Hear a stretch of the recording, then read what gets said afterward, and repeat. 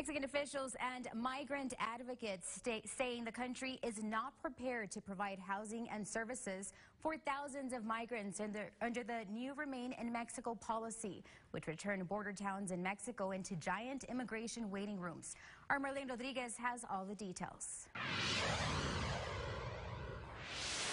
Disastrous is what immigration activists are calling the administration's migration policy that will require asylum seekers who cross the Mexican border illegally to return to Mexico while their cases are decided. If they are granted asylum by a U.S. judge, they will be welcomed into America. If they are not, they will be removed to their home countries. The plan, which the Department of Homeland Security describes as a historic measure, would result in asylum seekers waiting in Mexico for months or years, which raises concern for immigration activists who believe the policy is a violation of international law. We know the dangers that are happening in the border.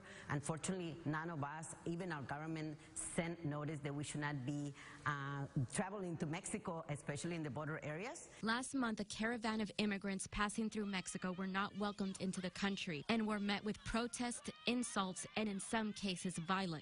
We say that these families have to be in Mexico and remain in there when it's not safe. If they're coming to escape violence in their own countries and then we put them in another violence situation, I don't think that that is the kind of country that we are. But the United States argues the move would prevent people from taking advantage of the system by using the asylum process to slip into the United States and remaining in the country illegally. They will not be able to disappear into the United States. Mexican officials say the rules would apply only to new asylum applicants, not to immigrants who have already entered the United States while waiting for their hearing.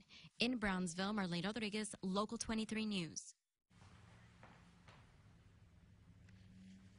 U.S. officials say the new program could start within days, although could face legal challenges.